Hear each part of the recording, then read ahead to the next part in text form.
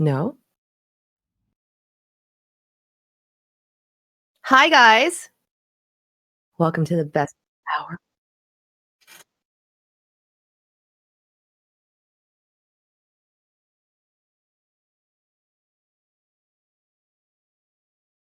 Hi, everybody. You guys can hear me though, right? I guess he can use a whiteboard. He can just put up MS Paint and interview me through via MS Paint.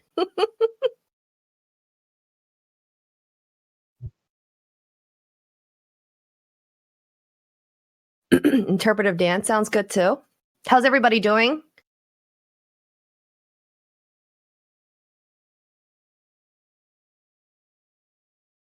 Hey.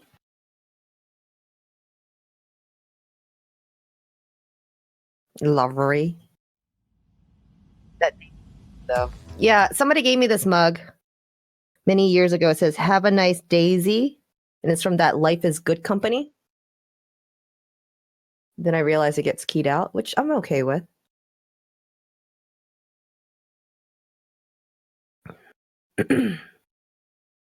Something.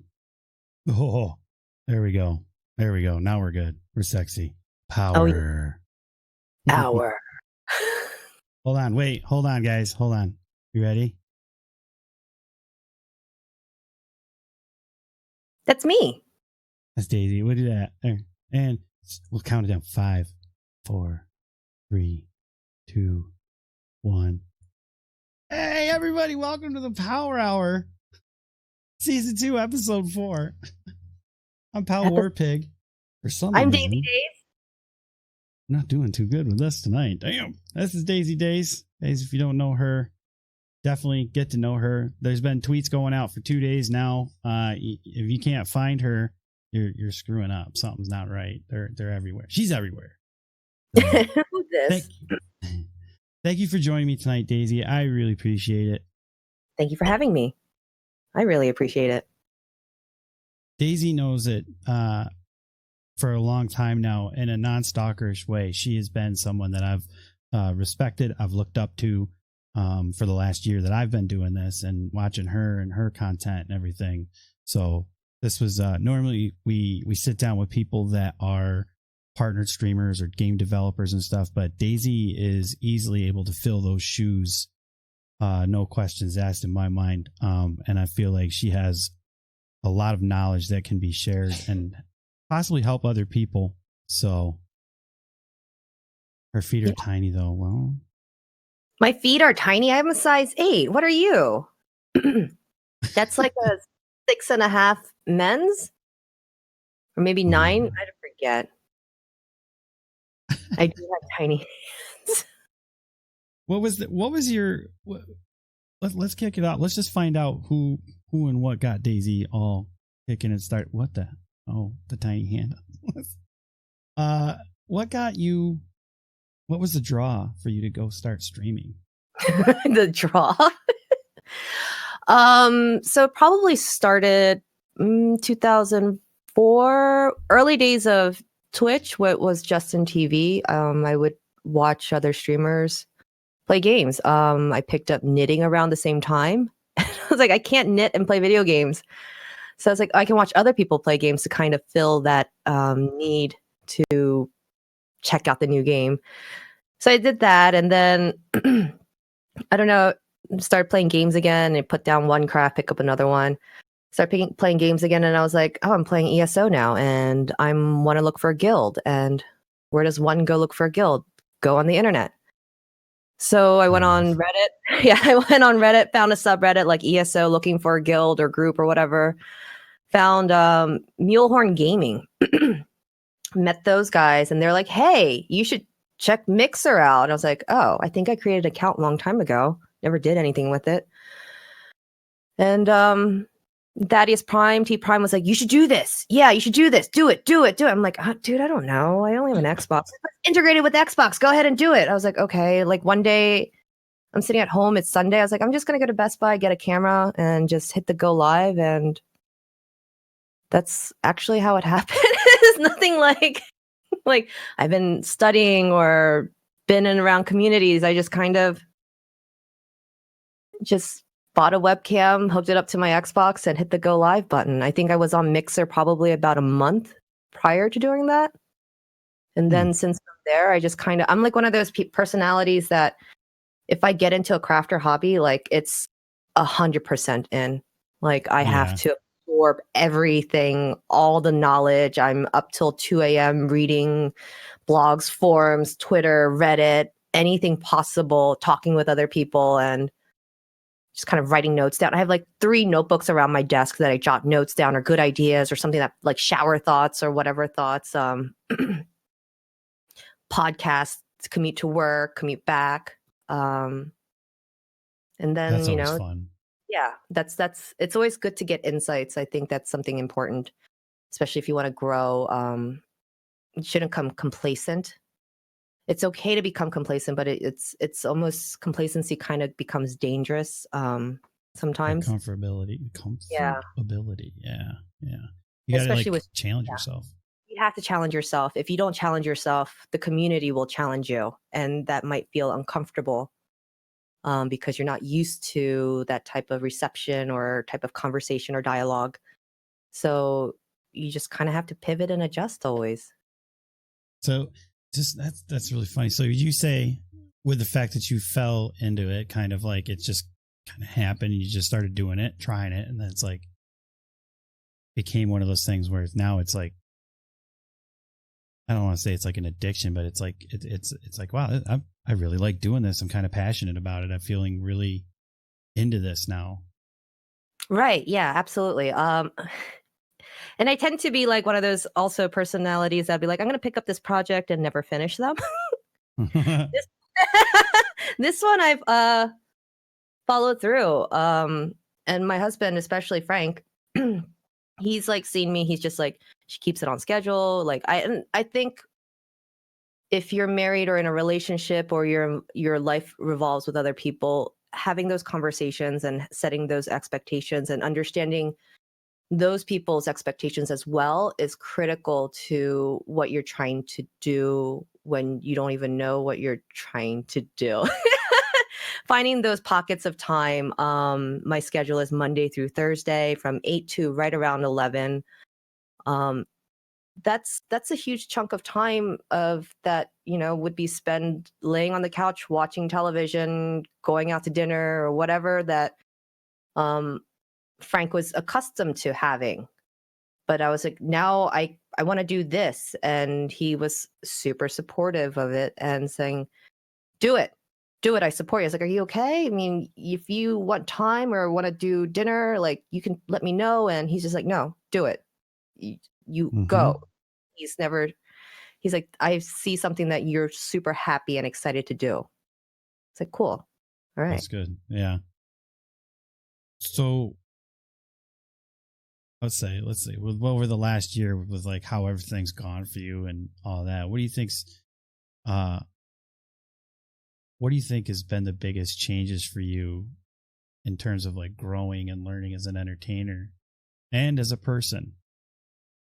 For me, I think the last 3 months, it was kind of funny because I just kind of was just like, I just started doing this. I kind of did this thing to myself. I guess not to myself, but kind of ignoring what community management would be like. It was just like, oh, I'll just deal with it when it happens and, take care of it when it happens or figure it out when it happens. I'll just MacGyver it or solution because I'm a very solution oriented person. I'll just figure it out when that happens. And then I realized I was like, no, I should do this now. And it's weird because for me, I'm a people person. Like I have no problems just striking up a conversation, a total stranger in real life, engaging with them. But when it comes to the web, you have all these different types of personalities, people with different backgrounds, experiences coming through channels, coming through Discord, social media, wherever. And it's for me to adjust the power of nonverbal communication, which is super important. not being able to see how somebody's reading or how their voice inflection could be like. I can't read those cues to figure out and navigate conversations. Um, so community management was super tough for me. I was always just like, "Hi, have a great day, everybody." That's just like, but then sometimes people are just kind of always down or might rub you the wrong way. It's a lot of like, it's a lot of engagement and just kind of pulling up, wearing your big girl pants, big boy pants, and just saying you just gotta say what you want and figure out what your voice is and speak up for yourself. And that was probably one of the hardest things for me, is to speak up for myself of what I wanted in my channel, my community, or the people that I work closely with. Usually I'm the best number two. I can make the number one look super great. I can strike their path down and have all of their solutions or probabilities of something happening. And I'll be like, "Oh, I already got the solution for that." But I realize with streaming, sounds really corny and cliche, but I have to make myself number one. Like, I have to look at what I really want to do and build and figure that out and keep at it. And you're not going to completely figure it out, but you just kind of have to remember to speak up for yourself and what you actually want. Yeah. No, I think it's a relatable thing because, you know, it's difficult for a lot of people to be able to say, you know, this isn't okay, or this isn't what I want. This isn't the direction I want to go, or anything like that, because they feel like they're going to hurt people's feelings, or they're going to let people down, or they're going to push them away. So it can be mentally, it can be a slippery slope in regards to that. So it's like you're always trying to tread a little cautiously, and it's best to just realize, like, anybody that's there to support and to be there to be a backbone to help you succeed, is that they'll understand, because they understand what's going on. They know the situation for what it is. So yeah, it's very important to be able to get that information out there and be like, nope, this is how it is. You accept it or don't, you know, that you'll figure it out eventually. Yeah. You either figure it out eventually, or you realize it's hard to steer a ship that's accelerating in a speed, like, completely to pivot. But I think if you continuously work at it, you'll eventually, hopefully, get to a place where you're happy with. Yeah. You know, and like you said too, you're a fan. You're like fantastic number two. Like you're able to make number one look amazing, and people don't realize how important that is to have in any community, is having those people around you that are able, that like they don't care about being the number one, but they want to be part of it, and they're so crucial and needed to have those people in place that can do that. So there's no shame in that at all for anyone. No, it isn't. And I think that's probably one of the biggest challenges I have, is because I have this, I can do it myself, I can do it myself, I can do it myself, I can do it myself, but it's actually like accepting and asking for help is probably one of the challenges and growth points that I've been really focusing on, especially since the beginning of this year, is to learn how to accept for help, take compliments. And it's okay to have a reaction and speak up for yourself and not feel horrible after those words have uttered out of your mouth.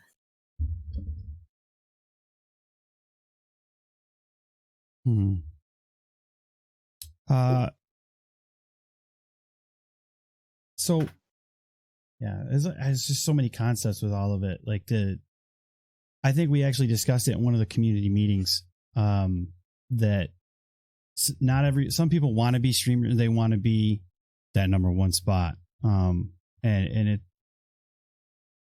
some people just make better community members than they do a streamer. Like, there's no shame in just streaming, but if your expectations is you want to be at this level, it's probably not going to be possible. You just don't have that type of personality or whatever. And it's not to say somebody's personality is bad. It's a business personality. There's a difference in how you have to approach things. And it's like, there's that community spot is definitely a big thing. So it's good to hear. I'm glad that you said, you know, being number two is, you know, making number one look good. It is important. That makes me feel really good hearing that. Yeah, I mean, and I think this space also is because if you're constantly evolving and looking at yourself or thinking about your content and what you're broadcasting or your thoughts or your rhetoric or your philosophy, what you think today might change next week. What you believe today might also change next week as well. It's always and that's okay. And I think you and I touched briefly about this. It's very valuable and pretty awesome to find members that you can confide into and trust and talk about things that frustrate you, things that you don't want to sound like you're complaining, but essentially you're just kind of like unleashing everything that you've been just kind of holding on to. And a lot of times what you discover is that somebody else had those same feelings and thoughts or went through that, and the world seems just a little less smaller for you. I think that's great for mental health as well, just to have those types of discussions and finding other people that can relate to your struggles and also your successes. Mm-hmm.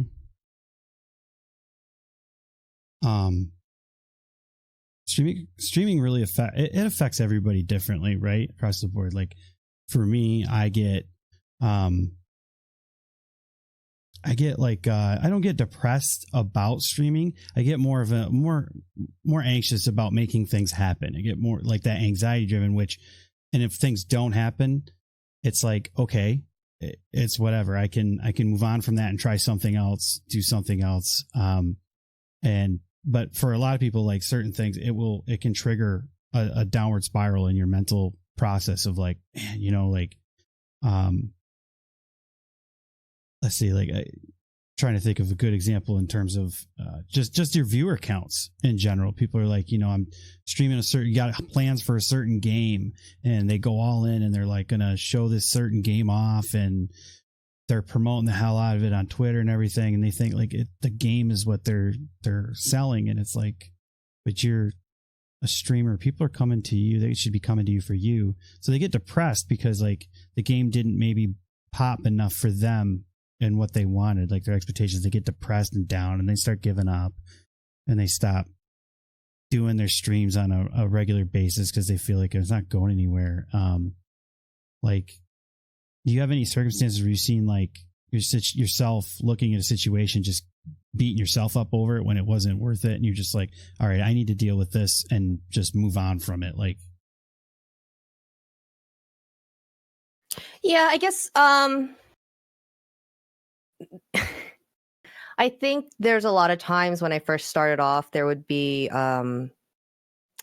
types of selective greetings just because of who I am, like, hey babe, or hey sweetie. Just dance around the lines. And when you first start, and I think this goes back to what I was talking about, community management, it's just like at the time you're like, you're not sure if that's okay. You're not quite able to pinpoint why that doesn't resonate with you or why that might be awkward. And this interaction in IRL, I would be like, ew, no, I don't know you, and the struggles that I had was just like, you know what? I don't want this type of behavior. I don't want people I don't know coming in and going, hey, babe, or hey, you're beautiful. I'm like, excuse me? No.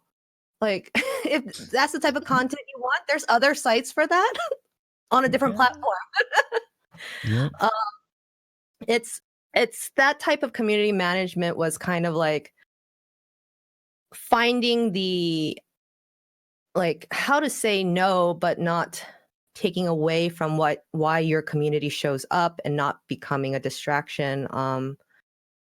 I think some of that was part of the, I guess, grand scheme of like disappointment of like, I let myself down. I let my community down by, for the lack of a better word, letting this happen. I allowed this to happen. But in a lot of self-reflection, yes, it happened, but the fact that, you talk to other people and they help you how they navigate around it, or kind of pinpoint the emotion or feeling that you're having and bringing that up to the surface and being able to vocalize and folding it into your channel and brand and making sure so you don't come off as cold or how to do it gracefully or tactfully.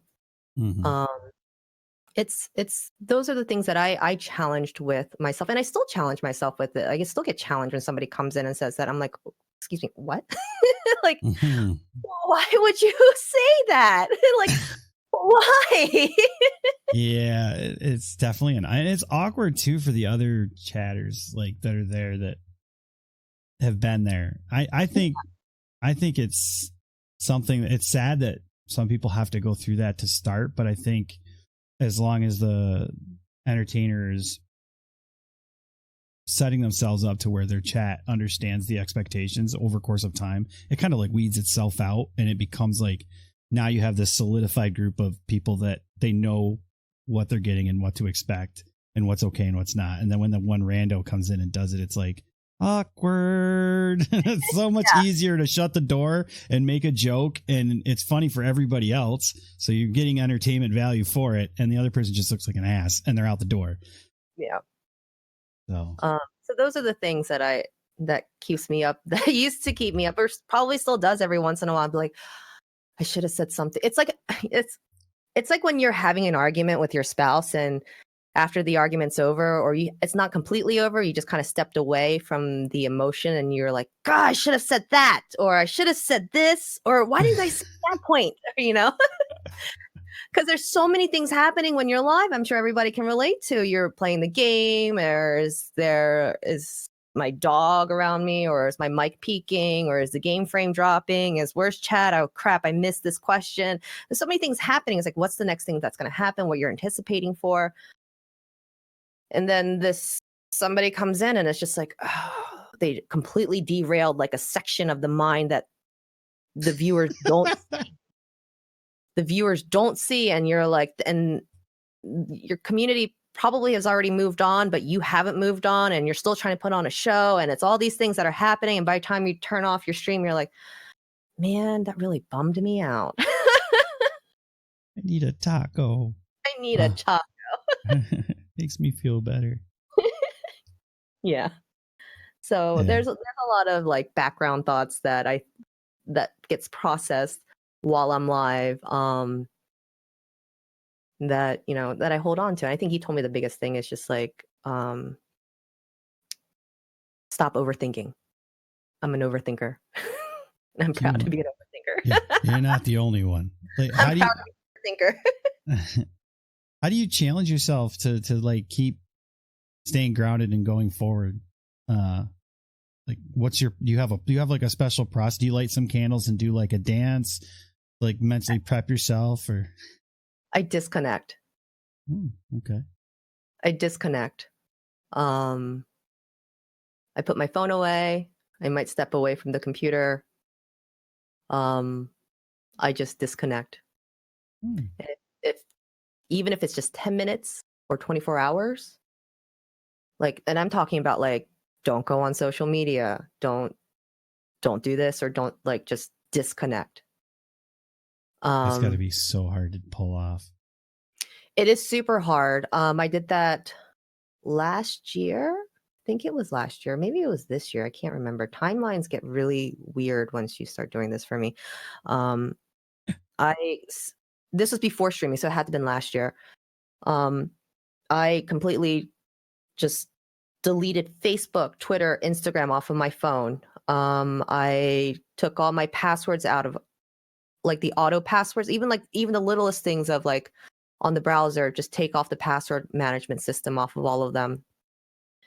And the first week, I would grab my phone and then immediately, just by habit, just go into one of those platforms. And then after that first week was over, it's almost like you have to go through this week of detox. And then after week one is done, you realize that you don't care about the devices. Because I deleted the app. If I wanted to go on the app, I have to actually open up the browser, type in the browser, go through that logon thing on the browser. So it was, after the first week, I was just like, oh, I don't need this phone. There would be times when I left my phone in the car for the entire weekend. Like, whatever, I can do it. And I think from that point, it's easy to remember that habit of how to disconnect. And also it's important to just stay present. That's a big thing with me. Staying present, meaning like you're not thinking about like, what am I doing tomorrow? What am I gonna do on my stream? Or what can I do to make my stream better? Or what can I do to what's cooking for dinner? Or what's this and this and this and this and all of these things that you have to deal with. Just stop and be present instead of looking out and trying to plan ahead. That's disconnect and being present. Two biggest things for me. Yeah. I don't think I've ever tried the whole disconnect thing. I've gone like a day or two where I've not looked at anything, but I mean, even on my honeymoon at Disney, I still had access to like a bunch of things that were going on online and, you know, guilds and MMOs and stuff like that. I was very much connected to everything. I've never not been connected to where I didn't have like management stuff happening and things like that. So can't imagine if I did that now, how that would be. I think it'd drive me crazy. It does it, and it's that feeling that driving feeling crazy feeling is why I wanted to disconnect, because when your phone makes that ping noise or whatever noise saying, hey, you have a notification, we have to go for the devices, we have to see what it was. And I sometimes look at my phone, it's like, you don't tell me how to live my life. You're not my mom. You're not my mom. Me? You don't know me. Because a lot of times it's nothing. It's really just like it's sunny outside. You're like, oh, crap. Yeah. No, that makes sense. I'm interested in maybe even trying that out just as an experiment at some point, just to see how the week goes. But I don't know what I would do with all that extra time. You'll find out. I mean, you're saying even like not playing games too, right? Like not even no presence online. No, I think I might have gamed, but I didn't. I can't remember if I gamed or not, but I totally did not just sit there and idle hours of just going on the phone and looking at social media or trying to stay connected with in that liking or putting out tweets or posting a story or seeing what other people are doing. I think I was gaming probably, but it's, to me, that was probably a little bit separate from a phone device. The phone was the biggest thing for me. And if I really wanted to check something, you know, you would have to be like logging into a PC or logging in again through the browser of a phone to do all of that. To me, was getting rid of that feeling of like that phone dictating you to pick it up when you get a notification bell coming through. Dopamine. Yeah, and it's just like no. Someone clicked like. I need to check. Yeah. Who was it? Who was it? Who's involved in my life today? You actually start figuring out, like, as you said, like, what do I do with all this time? You naturally start enjoying other things than like a picture of a dog that I posted. How good was your day today, man? Daisy posted the best dog picture. Highlight right there. Am I making your day productive with this picture? Then yes. But no, you actually find other things to gravitate towards naturally. And I think that's even if it's watching television without minding your phone, doing other things without minding a phone or device. It's a liberating feeling. Maybe that's why I haven't really burned out or anything after like 8-9 years of doing this, is because like my phone is secondary to everything in my, like I have it and I just assume not use the damn thing all the time. I'm kind of like, it is what it is, but I'm not on it all the time. I'm not checking stuff all the time. I'll wait hours and hours before I even do anything on it. So I feel like I'm already halfway there. So if that's the case, then I might be able to pull that off where I can take a few days and just be like, I'm going to delete all these out and just see how this goes. And see how you react or what feelings come up and you're like, whoa. Get See some what you bongo drums by the fire. Yeah. It's good fire season right now. Oh man, the Yes. weather's turning really nice. Oh man. Well, here's something that's probably relatable for everybody, because I'm sure everyone has got their own specifics for this. But what is your favorite type of games? And even better, what type of games offered up the best soundtrack that you just love every time you hear it? Is that question for me? It's for everybody, but I'm talking to you.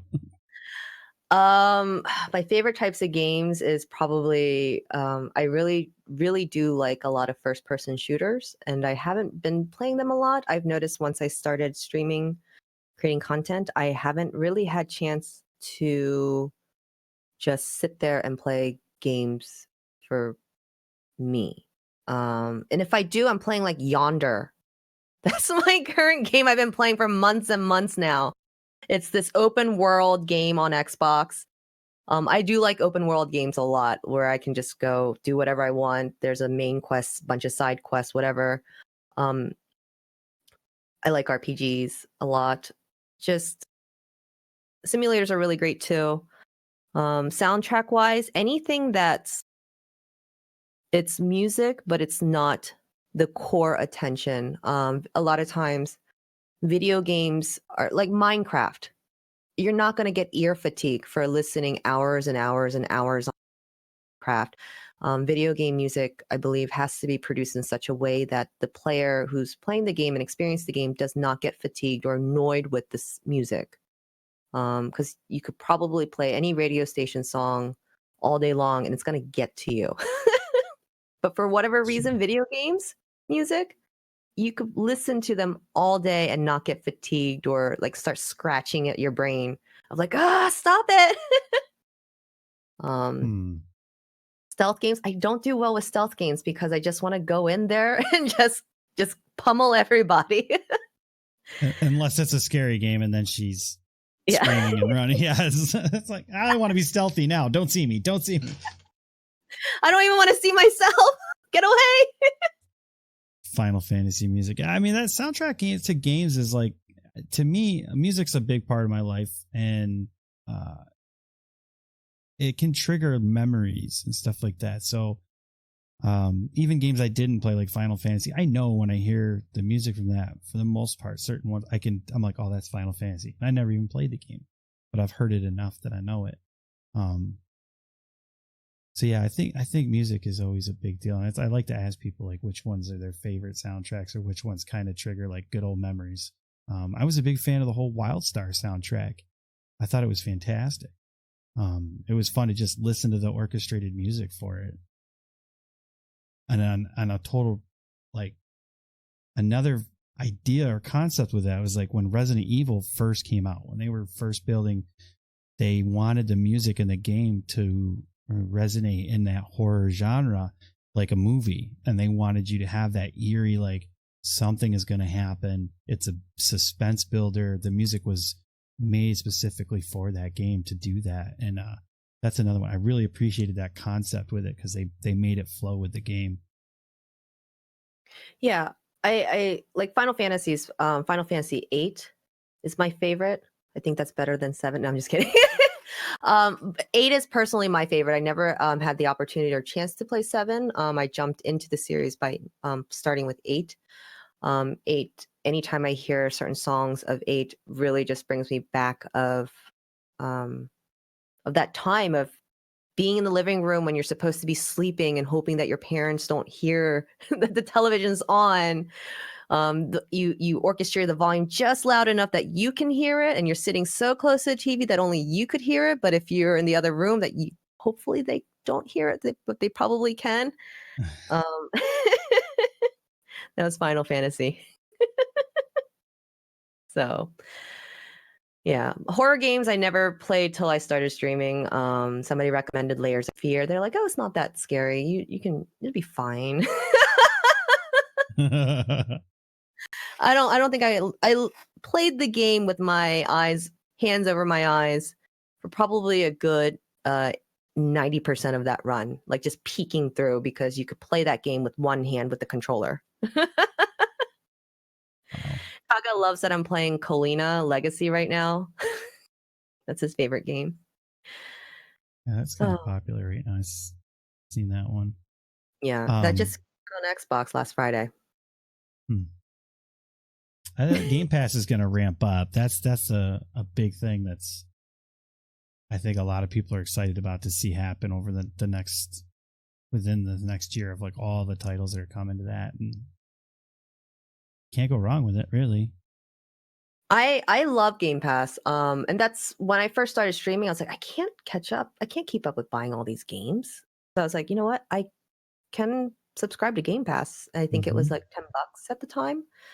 I was like, I'll just play Game Pass games. It's just an unlimited source of games and content that I'll just play games that I never tried. Like try all the things. Try games out of my comfort level and games that I would never purchase probably. It does bring a huge value and it has an extensive catalog. And if you have Game Pass, just go through and download random games and just play it, because what do you got to lose? Sometime you got to play a game and you might enjoy the game, which a lot of times I do end up enjoying immensely. I go, wow, this game was actually a lot of fun. And I only discovered it because I didn't plan hard enough. And I go, this game is only 5 gigs to download versus 50 gigs. So we're going to download this game tonight and play it.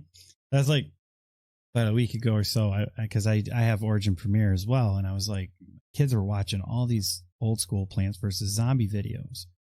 And I'm like, I want to see if I know there was a Plants vs. Zombies on there. So I went and I looked to download an older version of it, and I realized they just put up a new one. So I was like, yeah, let's get that one. And lo and behold, it is like right now, currently, it's like one of my favorite games to play. I am having a blast for almost 2 solid weeks now playing that game. I cannot get enough of it. And it's like all because I have a subscription to a certain game, like a Game Pass or, the Origin Premiere. So it's like just having them subscriptions. Sometimes they pay off. You find that gem and you're like, yes, it's totally worth it. And they incentivize you with Game Pass. I know they, like Brett was mentioning, they incentivize users to try certain games, download it, and get really super easy achievements, like just play for the first 10 minutes or get this achievement, beat first level. And you get Microsoft points, reward points. Like buying Embers gives you reward points, and you can just accumulate and sit on those reward points, and you can buy Game Pass, or you can buy. I just bought Borderlands 3 on Xbox with all my points, and I was just like, this is wow, great. Nice. Yeah, I just sat on my points for a year, and I was just like, here you go. Some people actually purchase Game Pass, and it's simple. You don't even have to buy anything. You don't even have to have Game Pass. Just go on, create a Microsoft account, which you probably have if you're on here, and just go to Bing and just search questions, or just click on all the links on their nav bar, and you'll get like, I don't know, like 100 points a day or something. And they have like these quick, cutesy quizzes, and if you got less than 5 minutes to spare, do it, and then sit on those points, and then get some free Game Pass or gold. So, yeah. Let's switch this up a little bit. Let's switch it up a little bit. So the social media thing. This is always a fun one. Some people are very confused, or they don't know, I guess, like what direction they go, because they hear advice or they hear opinions and they're like, should I do it this way? How do I operate it? But I feel like I've got to say things. It's like when you look around, you see a lot of comments and posts of people, and they're always like looking to burn everything down because they don't feel recognized enough or supported by the platform enough. Do you just sit back and say, I can see why? Like, there's always a time and place to give feedback and express feelings. Right. I agree with you. And for me, I'm 35 years old. I have taxes to pay. I have a job that I do. I'm in a marriage. I have 2 dogs. I will mute it. I don't have time. I will just mute it, block. I will just mute the content so I don't see it. And Sure, I'll sit there and read through the comments and whatever, but really, when was the last time somebody put something out there and it became a productive conversation? When was the last time you saw something that became productive? Maybe once in a while, but overall, it's just kind of like I'm trying to remove less signals out of my brain, so I'm just gonna mute and just, hey, what a nice dog picture. This post is uplifting. I concur with this person. Dog. We just resort to dog pictures. This is DaisyDaze 101. Just put dogs up. I mean, social media for me is something that I can share my content, support other creators, support other people who are putting. It doesn't even necessarily have to be streaming too. Like go outside of the streaming social network and see what other hobbies do you have, and do you like cars? I'm sure there's a social bubble for car lovers, and knitting or art or other movies, whatever topic, it's out there. It's your feed and how you want to see it. I'm not saying to close your eyes and ears off of what the real world things that are happening outside, but there's other sources you can get those news or types of discussions, and there's other platforms or in real life discussions that you can have that will probably result in a much more productive use of time. Yeah. I see it as like something like Twitter isn't in a boardroom. You're not having a boardroom meeting live on the internet. Like nothing conducive will come of that. It's wonderful that you have an opinion about something or whatever, but it's definitely probably not the best place. I've made and I'm not perfect by no means. I've screwed up.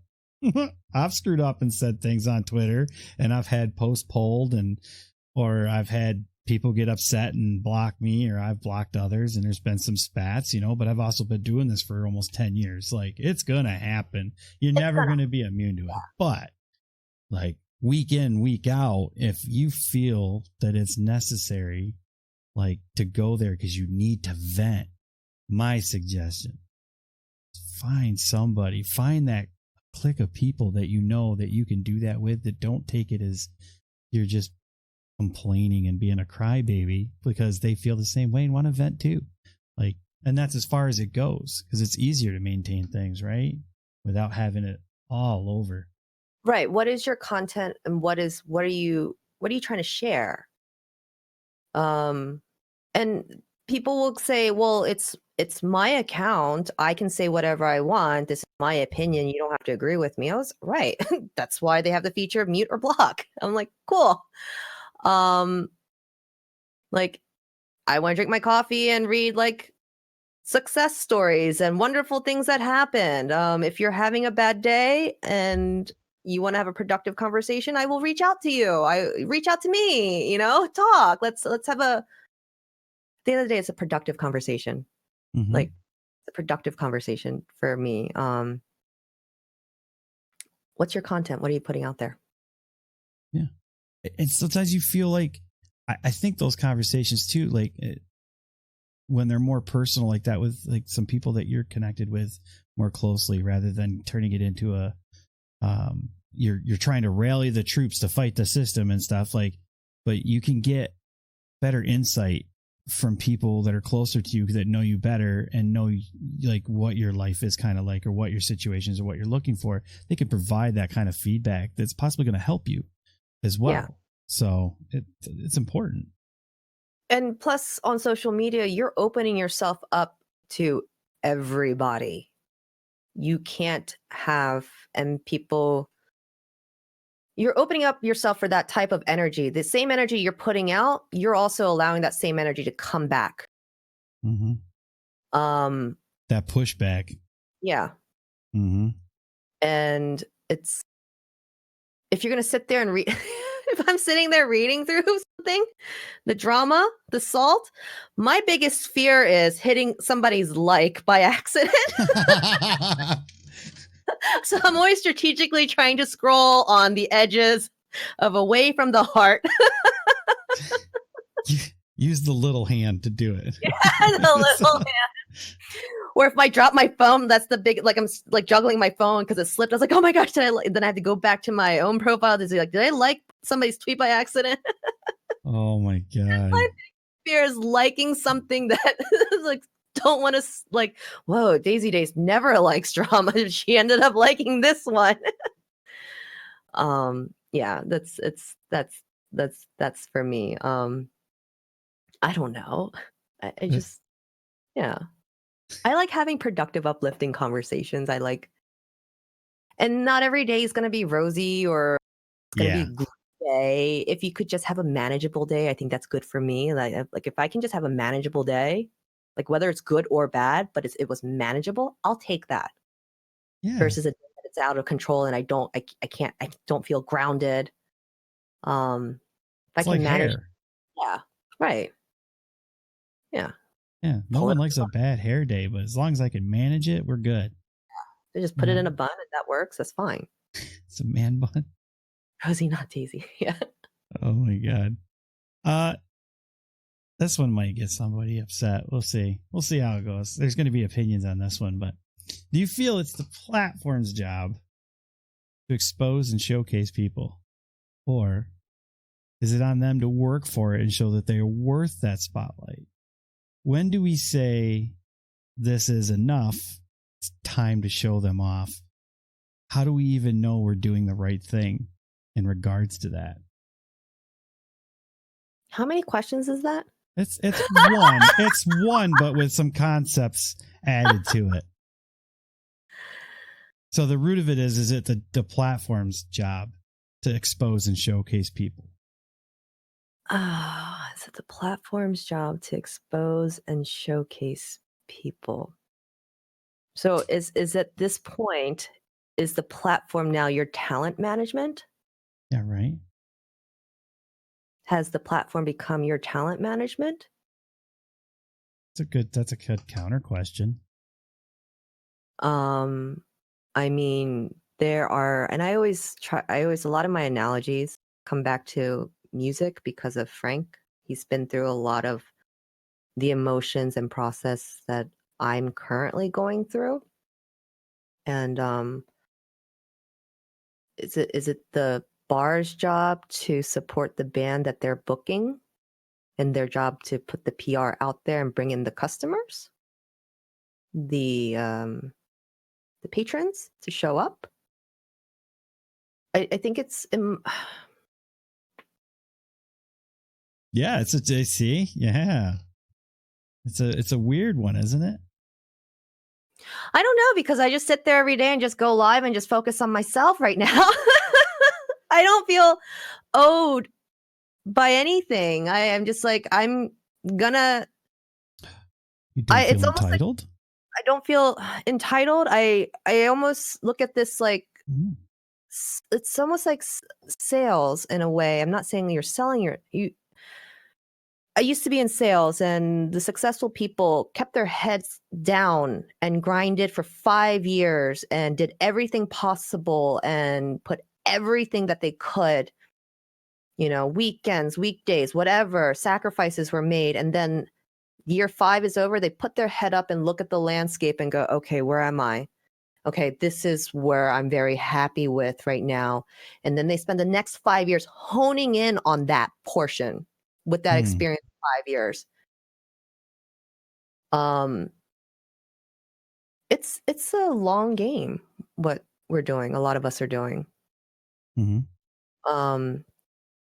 what Farton says, it's a business. There has to be mutual support. But at what point do you come to the table and say, okay, you're here, I'm here?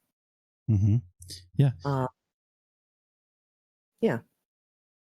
And with that, there's more that can be done, but you have to cross that threshold, or you can take advantage of that to help yourself. As you're told, like, you need to focus on yourself, worry about yourself, do your own thing and build your own stuff.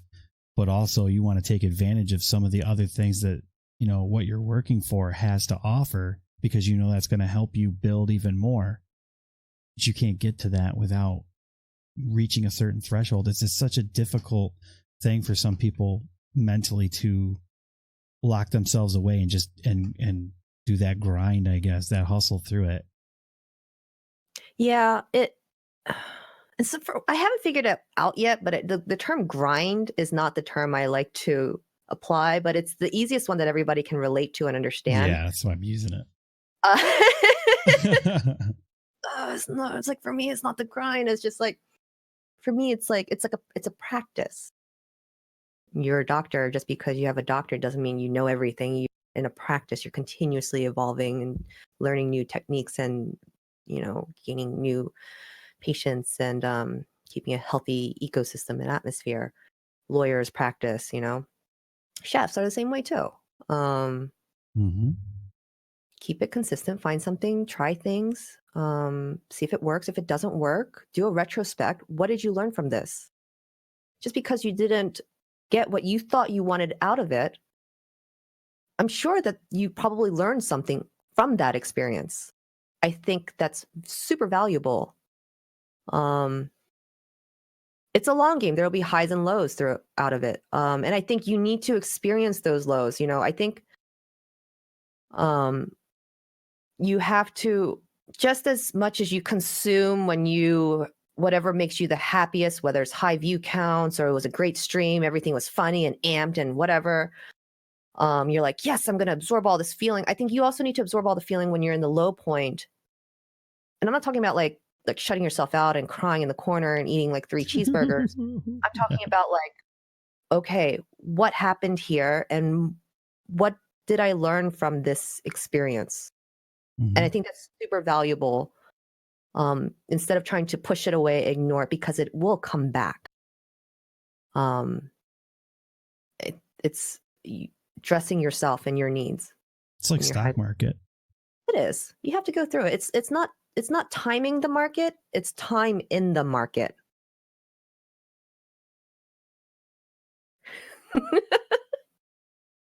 It's not timing the market. It's time in the market. Yep. It's like anybody that's ever done stocks or anything like that, or played the stock market. Generally, the best information you get from anybody going into it right to start is plan for a long game. Don't ever plan for an immediate anything. And it's like this. It sounds so good right now. I think really. But yeah, you gotta like, it's an investment, right? Anything, any business you do, even if it wasn't streaming, just think it's an investment. And investments take time. Right. And yeah. Right. McDonald's didn't have anybody else promoting their burgers out. They had to we'll go back to the cheeseburgers. So, you know, they had to do their own thing, and they didn't look at other people that were opening up burger joints and throw their hands in the air and say, well, this person's selling burgers, I'm going to stop doing it. It's not. No, they said, you know what? We need to innovate and come up with something new because we're in this for the long haul.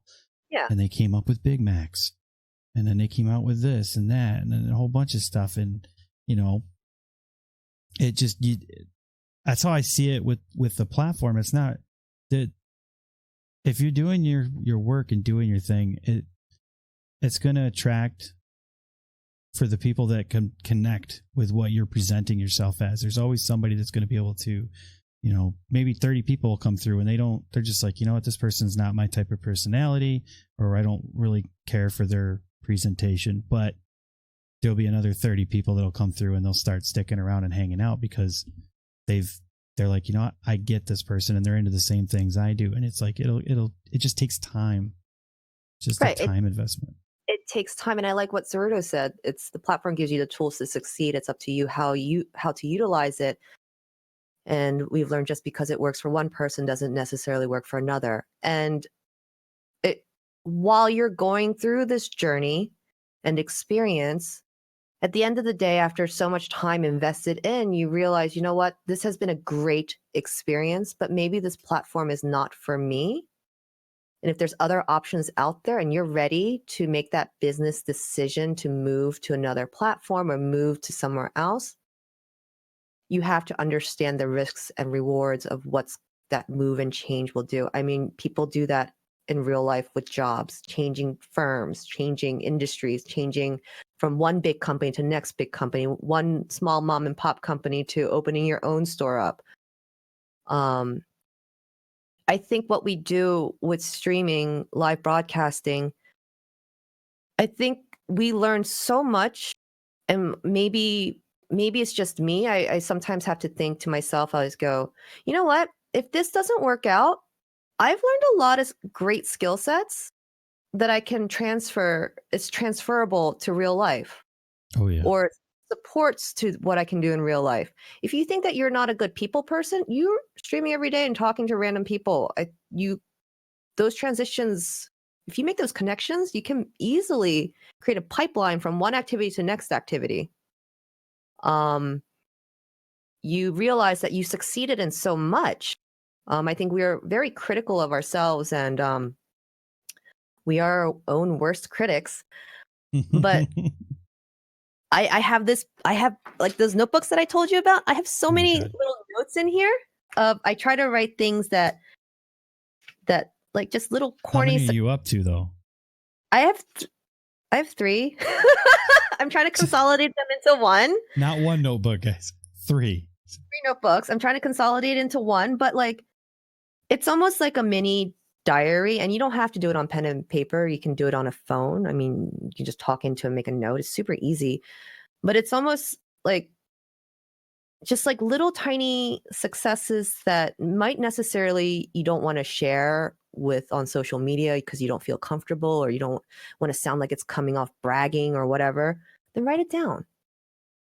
I wrote down a lot of things, and it's fun because I date them, and it's fun to do a retrospect and you go, huh, that's what I was worried about that time. And you're like, oh yeah, that was pretty cool. Yeah. Like, yeah. Or like things that you want to talk about, you know, it's great. I learned this from Mary Chu. Mary, she keeps the little journal blog or whatever. I mean, it's just whatever thoughts you have, just write it down because you'll forget like it. Going to Twitter, but not. Yeah. And then you can see like, oh yeah, that was a good idea not to tweet that or post it.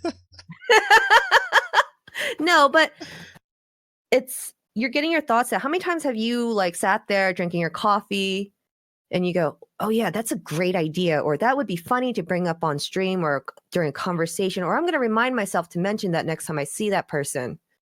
And then as soon as you take that first step, you completely forgot about it. So now to make sure that doesn't happen, I carry this everywhere I go. It's small enough to keep in my purse, or I have Google Note Keep, which it's cloud safe, so I can access it on my desktop, on my phone, any device that I download the app, and write down silly notes. That's good. Or notes for myself. Yeah, I think doing that is actually a really good suggestion for a lot of people.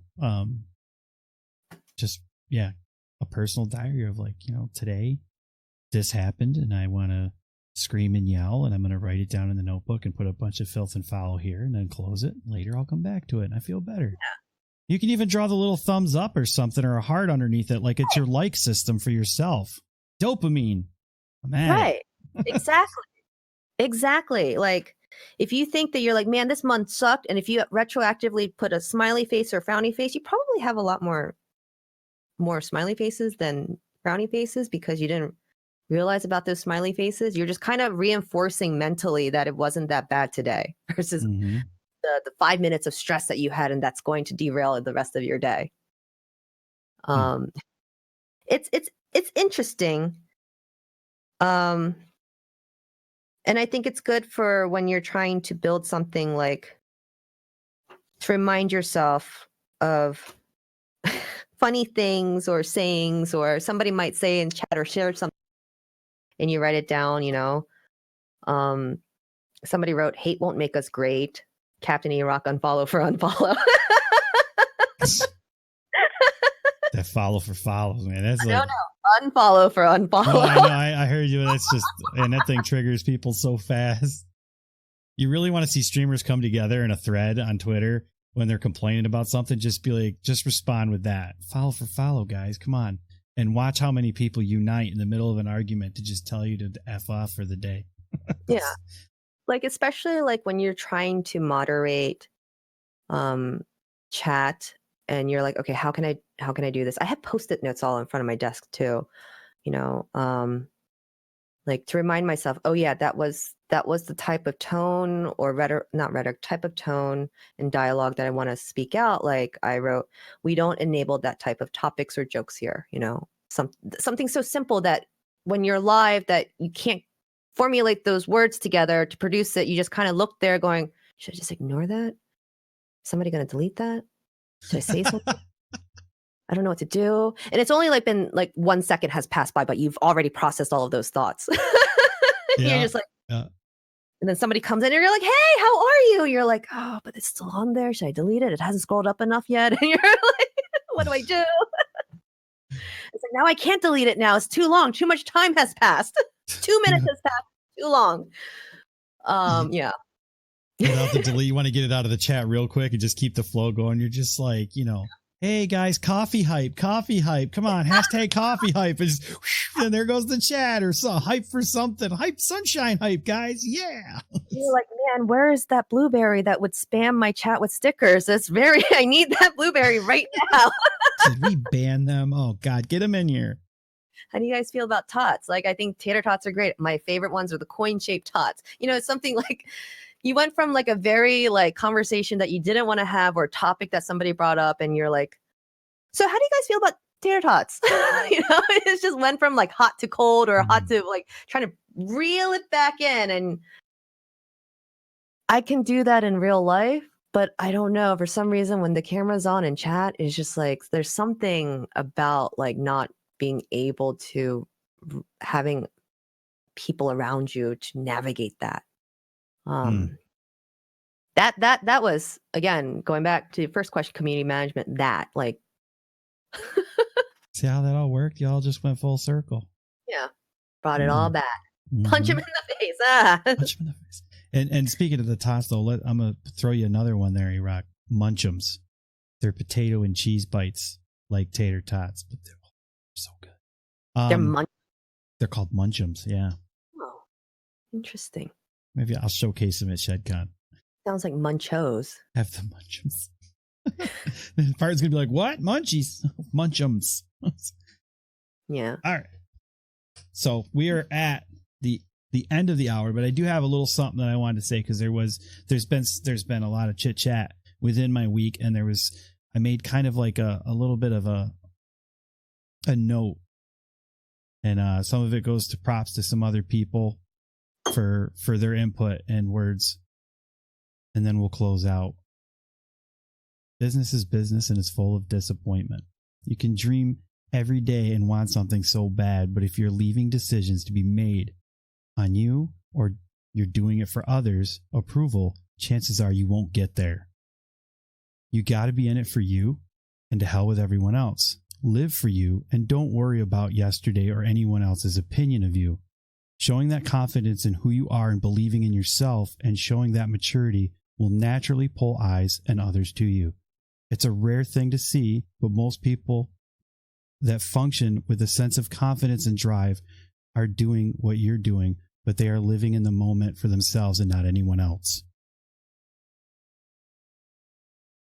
So for what that's my, we didn't get a team meeting last month. So there's I'll make that as part of my final word. Let's go with that. Daisy, do you have any plugs, shout outs, things you want to get out there before we close out? What you got going on? What do I have going on? Shit. A lot? No, I'm pretty good. Thanks everybody for tuning in. Thanks Kaga, Captain Erock, The Shed, Variety Pack, the relationships, the just super awesome people that I can just have conversations with and be myself. And I think those are valuable relationships to have. Again, it makes the world just, you don't feel by yourself anymore. Definitely not lemons. He won't get you coffee if you ask for him to get coffee while he's buying coffee. Even though, I'll be taking care of his dog. No, I'm happy to be here. I'm happy to I'm happy to learn from my mistakes and success. Looking back retrospectively about like how much I've grown, we've grown, other people have grown. And I'm always happy to help when I can. So, yeah.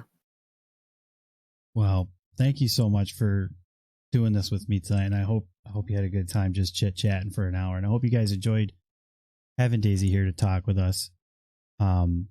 It's been a pleasure. Like I said, I've always looked up to Daisy ever since she's made her presence felt in the shed. And the relationships like this that have I've built over the last year with people that I've met personally, and even some that I haven't met personally yet, but I feel very confident in and close to. Like I would, if I was told I had to quit streaming to stay in the shed and maintain those relationships, then I would do it in a heartbeat, because I've gotten out of this more than I could ever ask for. The relationships have been priceless. So I appreciate you guys, and I appreciate you, Daisy. We will be back, and we're going to have more people. We've already got other people getting set up and lined up for more power hours. And we've got some developers we're trying to poke at and get at, because there's some really cool games.